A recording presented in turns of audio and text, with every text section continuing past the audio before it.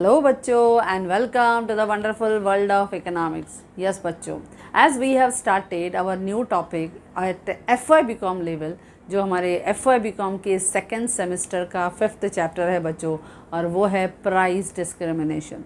इस price discrimination में हमने देखा प्राइसिंग पॉलिसी क्या है, उसके ऑब्जेक्टिव्स क्या है, फिर कौन सी different degrees of price discrimination जो है वो हर मोनोपोलिस्ट फॉलो करता है। हमने 3 डिग्री को डिस्कस किया जो हमारे प्रोफेसर AC पिगू ने हमें सिखाया, जो एक इंग्लिश इकोनॉमिस्ट था, और उसने हमें सिखाया कि कभी कभी इंडिविजुअल यानी यूनिट वाइज हर इंडिविजुअल से हम डिफरेंट प्राइसेस जब चार्ज करते हैं तो वो फर्स्ट डिग्री ऑफ मोनोपोली था। फिर हमने सेकेंड डिग्री ऑफ मोनोपोली में हमने देखा, प्राइस डिस्क्रिमिनेशन में हमने देखा कि किस तरह से जब एक कंज्यूमर लॉट वाइज या एक बल्क क्वांटिटी में परचेस करता है तो प्राइस कम, जो स्मॉल क्वांटिटी में लेता है उससे प्राइस जो है वो ज़्यादा लेते हैं। तो इस तरह से हमने ब्लॉक वाइज या lot wise second degree of price discrimination, और वो भी विथ डायग्राम के साथ। और थर्ड डिग्री जो बहुत पॉपुलर है, हमने देखा है कि अलग अलग मार्केट में जो इलास्टिसिटी ऑफ डिमांड है, एज के हिसाब से, जोग्राफिकल लोकेशन के हिसाब से, टाइम के हिसाब से हमने अलग अलग प्राइसेस अपने प्रोडक्ट की डिस्कस की। ओके बच्चों, अब आज हम देखेंगे कि जब ये मोनोपोलिस्ट प्राइस डिस्क्रिमिनेशन फॉलो करता है तो उसके लिए कौन सी कंडीशन होनी चाहिए, यानी ये प्राइस डिस्क्रिमिनेशन कौन से कंडीशन के अंडर पॉसिबल होता है। तो सम टाइम ये क्वेश्चन आपसे शॉर्ट नोट के फॉर्म में भी पूछा जाता है कि explain the various conditions of price discrimination. जब एक मोनोपोलिस्ट प्राइस डिस्क्रिमिनेशन की स्ट्रेटजी को फॉलो करता है, प्राइस डिस्क्रिमिनेशन यानी different prices from different consumers for same goods and services. Good same, service same, लेकिन फिर भी आप अलग अलग बायर से अलग अलग प्राइस ले रहे हो। इसी स्ट्रेटजी को हम क्या कहते हैं, दैट इज़ प्राइस डिस्क्रिमिनेशन। और ये मोनोपोलिस्ट क्यों करता है, to enjoy the maximum profit. वो अपनी रेवेन्यू को बढ़ाना चाहता है, अपने प्रॉफिट को बढ़ाना चाहता है, इसके लिए ये प्राइस डिस्क्रिमिनेशन की स्ट्रेटजी अडॉप्ट करता है। अब आज हम सीखेंगे कि कौन सी कंडीशंस के अंदर ये प्राइस डिस्क्रिमिनेशन पॉसिबल है, जो बहुत इजीली ऑल द पॉइंट्स है और बहुत आसानी से हम समझ भी लेंगे बच्चों, क्योंकि यू नो दैट कि simplicity is our main motto. Now ये जो हमारा प्राइस डिस्क्रिमिनेशन है कौन फॉलो करता है बच्चों, मोनोपोलिस्ट फॉलो करता है। यानी ये प्राइस डिस्क्रिमिनेशन परफेक्ट कंपटीशन में तो पॉसिबल ही नहीं है, क्योंकि परफेक्ट कंपटीशन में लार्ज नंबर ऑफ बायर्स और लार्ज नंबर ऑफ सेलर्स हैं, और यहाँ पे आपका यूनिफॉर्म प्राइस डिसाइड होता है क्योंकि गुड्स होमोजीनियस हैं। अब ये यूनिफॉर्म प्राइस है, सिंगल प्राइस है, प्राइस ही सिंगल है, तो प्राइस डिस्क्रिमिनेशन कैसे होगा। तो इसके लिए परफेक्ट कंपटीशन में तो ये पॉसिबल नहीं है। तो पहला हमारा कंडीशन आता है कि या तो वो मार्केट जो है वो मोनोपोली हो, यानी single seller in the market हो। और यहाँ पे आपको मालूम है जब सिंगल सेलर मार्केट में होता है तो he control the entire market supply, पूरा आउटपुट और मार्केट का सप्लाई उसके हाथ में रहता है, and he will determine the price. और ये फॉलो करता है प्राइस डिस्क्रिमिनेशन, यानी different prices from different consumers, यानी high price from rich and low price from poor. तो जनरली इस तरह की स्ट्रेटजी फॉलो होती है। लेकिन दूसरे भी जो इम्परफेक्ट कंपटीशन है, जैसे मोनोपोलिस्टिक कंपटीशन है या ओलिगोपोली कंपटीशन है, यहाँ पे भी जो प्रोड्यूसर्स हैं they will adopt the independent policy, यानी अपने उस प्रोडक्ट के हिसाब से जो उनका मार्केट में मोनोपोली पावर है, दो इट इज़ लिमिटेड ओनली, लेकिन फिर भी वो उसमें प्राइसेस को खुद डिसाइड करते हैं, यानी different prices from different consumer से चार्ज करने की कोशिश करते हैं। तो पहला कंडीशन तो ये होता है कि वो मार्केट या मोनोपोली हो या इम्परफेक्ट मार्केट का हिस्सा हो, यानी वो मोनोपोलिस्टिक कंपटीशन भी हो सकता है, वो ओलिगोपोली भी हो सकता है। नेक्स्ट है difference in elasticity of demand. एक मोनोपोली डिफरेंट प्राइसेस तभी चार्ज कर सकता है जब उसके प्रोडक्ट की डिमांड अलग अलग मार्केट में, जहां वो अपने प्रोडक्ट को सेल कर रहा है, अलग अलग मार्केट में अलग अलग डिमांड की इलास्टिसिटी है। यानी जनरली जब हम देखते हैं कि demand is relatively elastic demand है, तो वो क्या करेगा, वो प्राइस जो है वो लो डिसाइड करेगा, यानी कम, प्राइस विल बी लो। लेकिन जब आप देखते हो कि मार्केट में demand is relatively in elastic, तो वहाँ पे आपकी प्राइस लेवल क्या होगी बच्चों, इट विल बी हाई, वो हाई रहेगी, यानी वो ज़्यादा प्राइस चार्ज करेगा जहां उसे पता है कि मैं इस मार्केट में मोनोपोली पावर, लीडरशिप की पोजीशन है, यहाँ पे मेरे प्रोडक्ट को कंज्यूमर्स बहुत ज़्यादा पसंद करते हैं, यहाँ पर डिमांड इनइलास्टिक है, तो what he will do, he will charge high price. लेकिन जहाँ पे काफ़ी अच्छे कॉम्पिटिटर्स हैं, जब कंपटीशन बहुत ही है, जब हम देखते हैं टफ है, तो उस कंपटीशन में इलास्टिक डिमांड है। अगर सामने वाला कॉम्पिटिटर मेरे से प्राइस कम दे रहा है तो कंज्यूमर उसकी तरफ डाइवर्ट हो जाएगा, इसके लिए ही will charge the low price. तो दूसरी पॉसिबिलिटी है कि जब एक प्रोड्यूसर डिफरेंट मार्केट्स में अपने प्रोडक्ट को सेल कर रहा है, तो जहाँ पे उसकी डिमांड रिलेटिवली इनइलास्टिक है, यानी नहीं बदलेगी, he can fix high price. लेकिन जहाँ पे उसकी डिमांड बदल सकती है, रिलेटिवली इलास्टिक है, then in that situation he will charge low price. Okay बच्चों, थर्ड कंडीशन जो है वो है सेपरेट मार्केट। अब जब हम जनरली देखते हैं कि प्रोड्यूसर डिफरेंट सेगमेंट्स में, डिफरेंट मार्केट्स में अपने गुड्स को सेल करता है, तो ऐसी सिचुएशन में he can follow the price discrimination. अब इसमें प्राइस डिस्क्रिमिनेशन के लिए हमने देखा था कि सपोज़ अगर वो प्रोड्यूसर है जो महाराष्ट्र में उसकी फैक्ट्री है, लेकिन उसका प्रोडक्ट जो है वो दूसरे स्टेट्स में भी, नेबरिंग स्टेट्स में भी जा रहा है या अदर कंट्रीज़ में भी जा रहा है, तो जितना ट्रांसपोर्टेशन का कॉस्ट होगा या टैरिफ के जो चार्जेस होंगे, उसके अकॉर्डिंगली प्राइस भी क्या होगी, डिफरेंट होगी।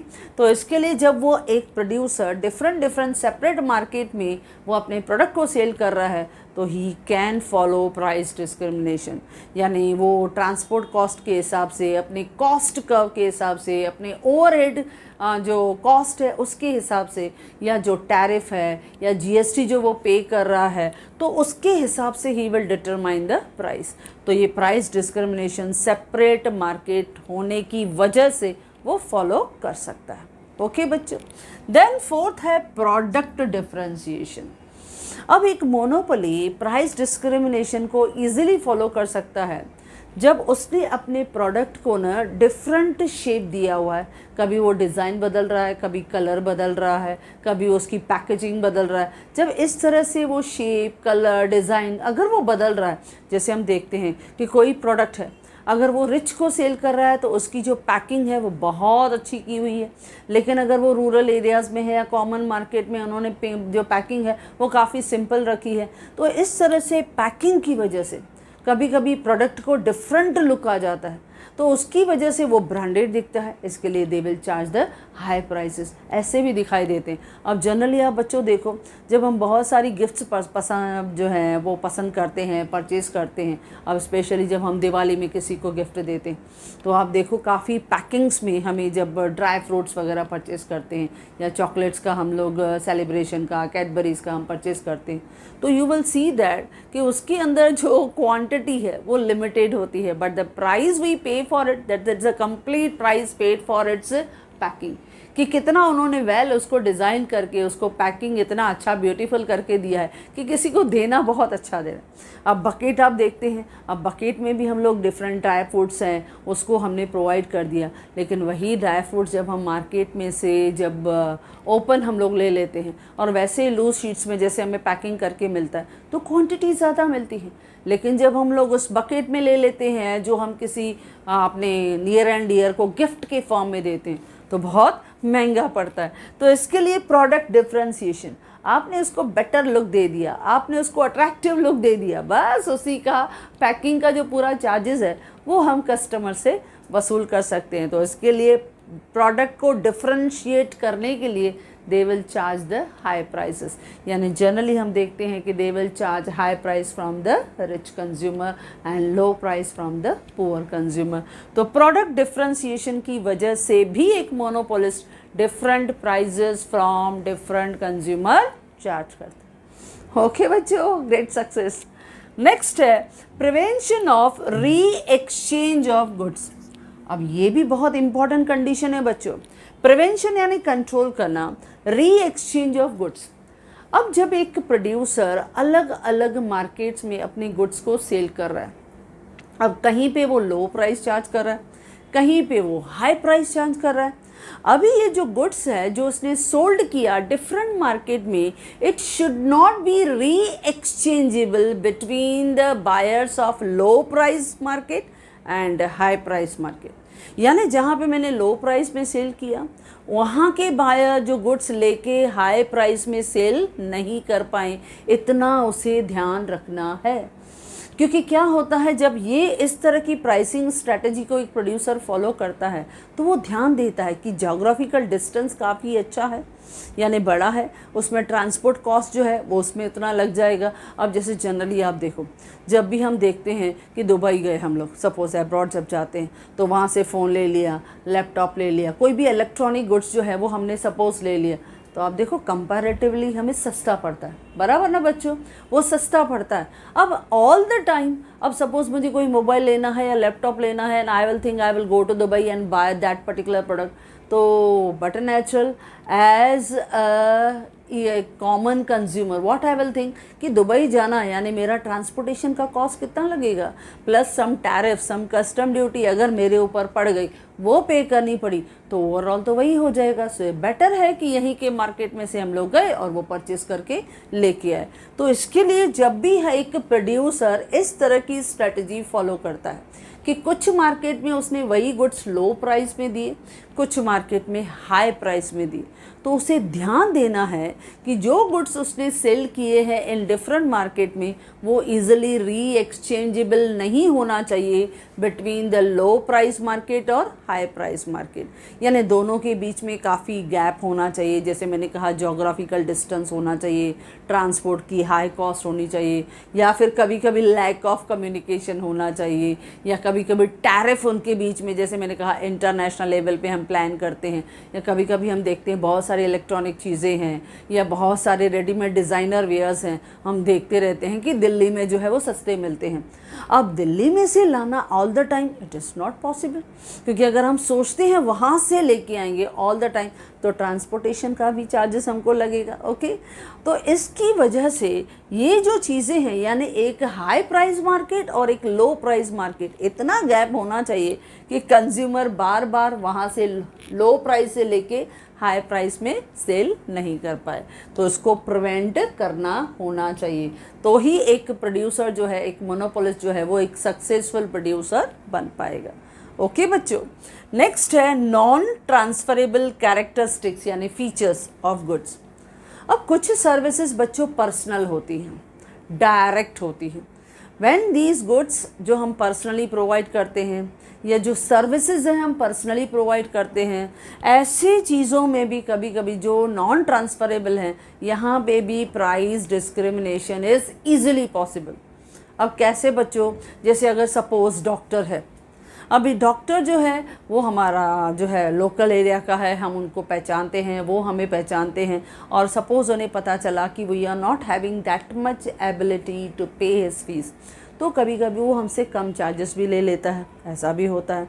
अच्छा, कहीं पे वो उसको लगता है ना ही इज़ अ गुड, उसकी इनकम अच्छी है, वो रिच कंज्यूमर है, वो हाई ले लेता है, तो he can charge the different prices from different patient, वो अलग अलग पेशेंट से वो डिफरेंट ले लेता है। या कभी कभी हम देखते हैं जब हम हेयर कट सैलून में जाते हैं तो बच्चे आते हैं तो ही विल चार्ज लेस प्राइस, अगर बड़ा एडल्ट आता है तो ही will charge the high price, ऐसा दिखाई देता है। या जनरली अगर हम अपने प्रोफेशन की बच्चों बात करें तो जब हम प्राइवेट ट्यूशन की बात करते हैं तो प्राइवेट ट्यूशन्स में क्या होता है, हर एक बच्चे के जो घर के हालात होते हैं, इनकम अर्निंग कैपेसिटी होती है, डिफरेंट होती है।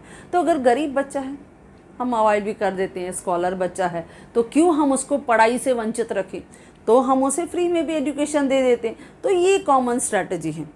यानी ऐसी जो हमारे नॉन ट्रांसफरेबल पर्सनल सर्विसेज होती हैं, जैसे मैंने एक प्राइवेट ट्यूशन की बात की, हेयर कट की बात किया, या कोई म्यूज़िक टीचर है, वो देखता है गरीब बच्चा है लेकिन उसमें सीखने की बहुत लगन है तो उसको फ्री में भी टीच कर सकता है। एक कोरियोग्राफर है, वो भी एक सिखा रहा है लेकिन एक गरीब बच्चा है तो उसको फ्री में सिखा रहा है। तो इस तरह से प्राइस डिस्क्रिमिनेशन, इस तरह की पर्सनल जब एक डायरेक्ट सर्विसेज हम प्रोवाइड करते हैं उसमें प्राइस डिस्क्रिमिनेशन करना थोड़ा आसान होता है। तो इसके लिए non transferable characteristics of goods में भी some time producer can easily, या जो सर्विस रेंडर कर रहा है they can easily follow the pricing different prices. Okay बच्चों, नेक्स्ट है बायर का इग्नोरेंस। अभी देखो यहाँ पे हेडिंग जो है वो 3 मैंने जो है एक सिमिलर जोन पे लिया है, जैसे बायर का इग्नोरेंस, बायर का इल्यूजन और बायर्स का लेट्स गो एटीट्यूड। 3 पॉइंट तो इधर ही हो गए बायर पे। कैसे बच्चों? पहला बायर का इग्नोरेंस।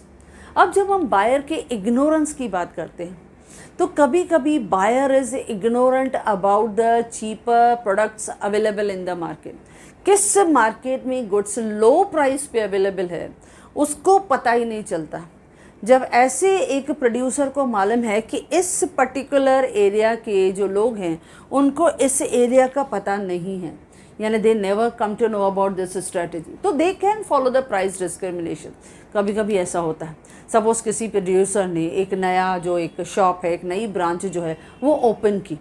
अब वो ओपन किया किसी पर्टिकुलर एरिया में, ओके, वो प्रोडक्ट ऑलरेडी जो है वो पॉपुलर है, दूसरी एरिया में बहुत अच्छा परफॉर्म कर रहा है, लेकिन इस एरिया में सपोज उसने एक नई ब्रांच खोली। अब उस ब्रांच में जब उसने ओपन किया तो व्हाट ही डिड, उसने क्या कर दिया, उसने कंज्यूमर को ज़्यादा से ज़्यादा जो है वो बेनिफिट दे दिया। यानी उस एरिया में जो आएगा 1+1 की स्ट्रेटजी रहेगा या 50% ऑफ रहेगा, या कभी कभी हम देखते हैं प्रोड्यूसर्स जो हैं, जैसे अभी समर इज़ गोइंग ऑन तो उन्होंने समर पे सेल दे दिया, यानी 50% ऑफ दे दिया, लेकिन कंज्यूमर को पता नहीं चला। तो जब ऐसा होता है तो सम टाइम प्रोड्यूसर ऐसे डिफरेंट स्ट्रेटजीज फॉलो करते रहते हैं। जैसे मैंने कहा कि कोई प्रोड्यूसर है, अब वो ऐसा प्रोड्यूसर अपने गुड्स को किसी एरिया में अगर वो ओपन कर रहा है और उसमें ओपन करते समय वो अपने प्रोडक्ट को जब वो लॉन्च कर रहा है उस एरिया में, तो उस दिन जो उस एरिया के लोग होंगे उसी को ही वो पता चलेगा कि अरे यहाँ पे मस्त जो है वो सेल इज़ गोइंग ऑन, 1+1 का product is we are going to get. तो जो उस एरिया के लोग होंगे उनको वो एडवांटेज मिल जाएगा, लेकिन जो दूसरी एरिया को बिलोंग करते होंगे उन्हें तो पता ही नहीं चलता है। तो इसके लिए कभी कभी बायर्स का इग्नोरेंस भी होता है, यानी कुछ बायर्स जो है वो उस एरिया से इतने दूर हैं कि they never come to know about the low price prevail in the market, क्योंकि वहाँ का जो है वो काफ़ी डिस्टेंस मेंटेन है, या जैसे मैंने कहा कि वहाँ पे न्यू प्रोडक्ट जो है वो लॉन्च हुआ उसकी वजह से उनको वो बेनिफिट मिला, या समर सेल है उनकी वजह से उनको वो बेनिफिट मिला। तो इस तरह से कभी भी कुछ भी न्यू स्कीम्स निकाल के एक प्रोड्यूसर बायर्स को अट्रैक्ट करने की कोशिश करता है, लेकिन ज़रूरी नहीं है हर बायर को वो इन्फॉर्मेशन पहुँचे। तो जिसको पता चलेगा they will get the advantage, जिनको पता नहीं चलेगा they will not get the advantages of lower price. तो प्राइस डिस्क्रिमिनेशन ऐसे सिचुएशन में भी पॉसिबल होती है। ओके बच्चों, नेक्स्ट है बायर का इल्यूजन। अब एक मोनोपोली बायर के इल्यूजन का भी बेनिफिट उठा लेता है, क्योंकि बहुत से बायर्स हैं ना वो इल्यूटेड रहते हैं। क्या इल्यूजन रहता है उनके माइंड में? इल्यूजन यानी एक परसेप्शन रहता है उनके माइंड में कि हाई प्राइस गुड्स जो है ना वो बेटर क्वालिटी के गुड्स हैं, और जो लो प्राइस गुड्स है ना वो पुअर क्वालिटी गुड्स है। यानी जिसका पैकिंग वगैरह बहुत अच्छा है, एकदम डिसेंट स्मार्ट पैकिंग है, यानी ये गुड्स बहुत अच्छा होगा, ब्रांडेड है, यानी वो अच्छी क्वालिटी दे रहा है, तो मैं यहाँ के प्राइस जो है वो इजीली जो मैं पे करूँगा। तो इसके लिए बहुत से लोग जो रहते हैं ना, इस एक इल्यूजन में, एक परसेप्शन में, एक सुपरस्टिशियस जो है वो उनके माइंड में रहता है कि हाई प्राइस है मतलब बेस्ट क्वालिटी, लो प्राइस है मतलब पुअर क्वालिटी। इसके लिए भी प्रोड्यूसर जो है वो थोड़ा बहुत पैकिंग को, थोड़ा शेप को, थोड़ा कलर को, डिज़ाइन को थोड़ा वेरी करके वही प्रोडक्ट घुमा फिरा के रिच को हाई प्राइस में दे देगा और पुअर को लो प्राइस में देगा। तो ये बायर के इल्यूजन का बेनिफिट, फ़ायदा उठाने की कोशिश करते हैं। ओके बच्चों, नेक्स्ट है बायर का लेट्स गो एटीट्यूड। अब ये क्या होता है? लेट्स गो यानी जाने दो, ऐसा एटीट्यूड। ये क्यों होता है? क्योंकि जब बायर को पता चलता है कि गुड्स अलग अलग मार्केट में अवेलेबल है, मेरे मार्केट में सपोज प्राइस हाई है, लेकिन थोड़ा और दूर अगर मैं जाऊंगा तो वहाँ पर प्राइस थोड़ा कम है, लेकिन थोड़ा कम है, यानी जो गैप है बिटवीन दीज टू प्राइस, यानी लो प्राइस और हाई प्राइस के बीच में जो गैप है वो थोड़ा है, स्मॉलर है। अगर मैं वहाँ जाऊँगा तो मेरा ट्रांसपोर्टेशन का उतना खर्चा हो ही जाएगा। जब अगर ऐसा सोचेगा यानी मेरा ट्रांसपोर्टेशन में खर्चा जाएगा, इसके लिए बोलेगा जाने दो, मैं यहीं से परचेस कर रहा हूँ। या कभी कभी ऐसा होता है कि मुझे नियर बाय एरिया से ही अगर मुझे वो सब प्रोडक्ट्स हैं, फ्रूट्स हैं, वेजिटेबल्स हैं, मिल रहा है, लेकिन उस पर अगर मेरा 5-10 रुपीज़ का थोड़ा चेंजेस जा रहा है तो हम बोलेंगे इतना वज़न हम कहाँ इतना दूर से लेके आएँ, वहाँ से लेके आएंगे तो फिर टैक्सी या ऑटो का फेयर तो हमको पे करना पड़ेगा। इससे बेटर है ना नियर बाय एरिया में अगर जो हॉकर्स हैं, वेंडर्स हैं, जो हमें फ्रूट सेलर्स हैं प्रोवाइड करके जा रहे हैं, भाई इधर ले लो। यानी हमने क्या सोचा कि जो गैप है, डिफरेंस है बिटवीन दीज टू मार्केट, यानी ये लोकल मार्केट और जहाँ पे लो प्राइस में मिल रहा है थोड़ा ही है, तो हम क्या करते हैं माइनर डिफरेंस को इग्नोर कर देते हैं। इसको बोलते हैं बायर्स का लेट्स गो एटीट्यूड, जाने दो, क्योंकि थोड़ा डिफरेंस है। वहाँ लेने जाएंगे तो अननेसेसरी बर्डन होगा, हैवी लगेगा, और वहाँ से आने के लिए फिर हमको ट्रांसपोर्टेशन का भी हमें फेयर देना पड़ेगा। इसके लिए क्यों इतना प्रेशर लेने का, यहीं पे ले लो। तो ऐसे बायर करते हैं क्योंकि ये हमारे रेगुलर कंजम्पशन का पैटर्न होता है बच्चों। बहुत सारी चीज़ें ऐसी होती है जहाँ पे हम बोलते हैं जाने दो, यहाँ पे 1-2 रुपए का डिफरेंस हुआ ना, चलो जाने दो, यहाँ से ही ले लो, ये सब चीज़ें होती हैं। तो लेट्स गो एटीट्यूड की वजह से भी एक प्रोड्यूसर जो है वो कंज्यूमर के मेंटलिटी को, उसके साइकोलॉजी को वो जज करता है, और उसके साइकोलॉजी को जज करके ही will charge different prices from different consumer. वो अलग अलग मार्केट में अलग अलग प्राइस डिसाइड करता है। ओके बच्चों, लास्ट है लीगल सैंक्शन। अब ये प्रोड्यूसर्स मोनोपोलिस्ट मोस्टली करते हैं क्योंकि जब उन्हें लगता है कि उनका गुड्स जो है वो अलग अलग सेगमेंट्स में, अलग अलग मार्केट्स में जा रहा है, नॉट ओनली नेशनल लेवल लेकिन इंटरनेशनल लेवल पे भी जा रहा है, तो ही हैज़ टू पे सम टैरिफ का चार्जेस, ही हैज़ टू पे द हैवी ट्रांसपोर्टेशन का चार्जेस। तो जब ऐसे ट्रांसपोर्टेशन के चार्जेस उस कॉस्ट का हिस्सा बनते हैं तो बट नेचुरल प्राइस डिफरेंट होगी। इसकी वजह से प्रोड्यूसर ने डिफरेंट मार्केट में डिफरेंट प्राइसेस को डिसाइड किया हुआ है, and for that sake he has got legal sanction. उसने लीगली सैंक्शन करवा के लिया कि भाई इस मार्केट से मैं ज़्यादा लूँगा, इस मार्केट में से कम लूँगा। अब जैसे हम देखते हैं इलेक्ट्रिसिटी है, अब इलेक्ट्रिसिटी जब फार्मर्स को दी जाती है फ्री ऑफ चार्ज दी जाती है, कमर्शियल एरियाज़ में दी जाती है तो वो डिफरेंट प्राइस पे दी जाती है, रेसिडेंशियल एरियाज़ में है डिफरेंट प्राइस पे दी जाती है, स्लम एरियाज़ में है तो वहाँ पे डिफरेंट प्राइस पे रहती है। तो ये क्या लीगल सैंक्शन, क्योंकि यहाँ पे लीगल सैंक्शन उन्होंने लिया हुआ है, इसकी वजह से they will follow the different prices from different consumer for same goods and services. तो ये 10 कंडीशंस हैं जो एक मोनोपोलिस्ट फॉलो करता है while choosing the price discrimination का पॉलिसी। यानी अलग अलग कंज्यूमर से जब वो अलग अलग प्राइस चार्ज करता है तो ये 10 कंडीशन है जो पॉसिबल रहती हैं जिसकी वजह से वो अलग अलग प्राइसेस चार्ज करता है। ओके बच्चों, तो ये शॉर्ट नोट में आता है। शॉर्ट नोट के लिए एनी 5 और 6 कंडीशन आप इजीली लिख सकते हो, बहुत ईजी है बच्चों।